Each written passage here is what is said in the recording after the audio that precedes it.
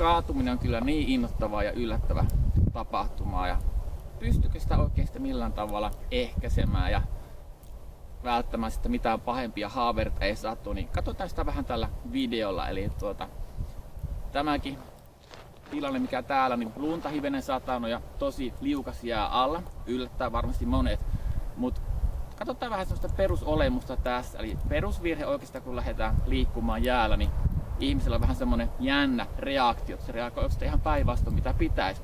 Eli monta kertaa kun siellä jää alla, niin me lähdetään töpöttelemään vähän tällä tavalla, vähän niin kuin sellainen pingvinin kävely, laitetaan kaikki täältä lukkoon, nostetaan painopiste ylös.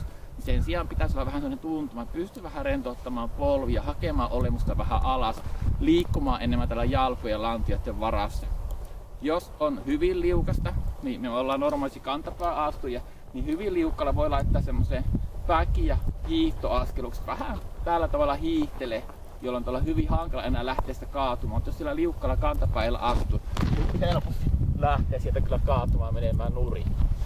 Mutta siitä perusolemuksesta sen verran, että hyvin tärkeää on tavallaan, että meillä olisi sellainen peruskunto ja liikkuvuus.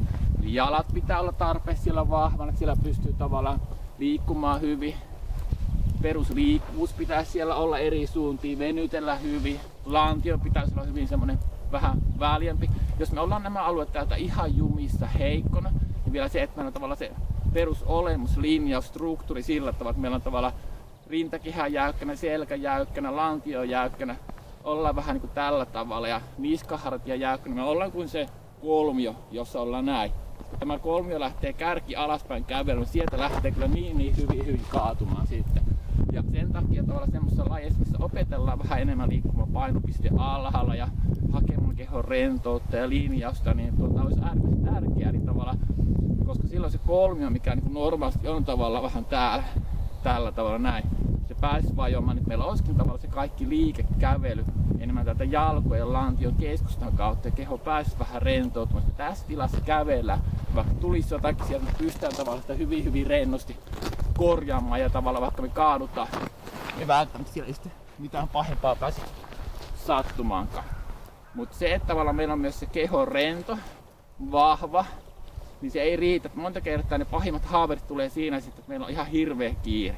Me touhotetaan autolle, me touhotetaan töihin, meidän mieli jossain ihan täällä, tai me hönötetään. Ja sen takia olisi hirmu tärkeää kanssa lähteä kuulostelemaan vähän, että miten meidän mieli lähtee olemaan yhä enemmän meissä läsnä. Omassa kehossa, omassa hengityksessä. Miten mieli pääsee olemaan vähän tyynempiä. Tavallaan siinä tilassa me ollaan tehty oikeanlaista vähän keskusta, jalka, linjaus, vapauspäästöharjoittelu. Niin meillä on aika hyvät edellytykset.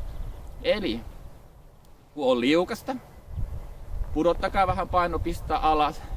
Kävelkää vähän enemmän polvet koukut sillä kehoa kuunnelle. Jos huomaatte, että jännitätte tavallaan keho ylös, otte vähän näin, puhaltakaa ulos. Tuntekaa maan sillä jalkojen alla, saakaa se tuntuma. Hakekaa jalkoihin vähän rentoutta, venyvyyttä, painopista alemmas. Jos huomaatte, että teillä on ihan hirveä kiire liukkaalla, hidastakaa tahtia. Kuunnelkaa itsenne, kuunnelkaa maata, kuunnelkaa olemusta. Ja mikä kanssa itsellä on tosi tärkeä taito, että tavallaan myös kaatumisen taito oli ukemmin, eli sitä pitää harjoitella. Mutta jos siihen mahdollista, niin harjoitelkaa ihmeessä jossain kamppailun taitoseurassa tai muussa vastassa, missä opetellaan vähän kuperkeikkaa ja kaatumista, koska perusongelma tulee siitä, että me tömähdetään maahan niin, että me otetaan joku rannen vastaan. Ja tässä tulee se paha virhe. Ja miten pystyt tavallaan siinä tekemään, että vaikka tulee se kaatuminen johonkin suuntaan, me pystyy polvesta joustamaan, menemään pyöreän kulman kautta sinne, suojamaan pään, niskan siellä ja välttämättä ei tule tavallaan kyynäpää eillä siellä alas sitten. Olipa se kaatuminen eteenpäin mitä tahansa, semmonen kevyt joustu siellä. Mutta näillä eväillä hyvää päivää ja koitetaan olla kaatumatta ja hymyillä. Kiitos, moi moi!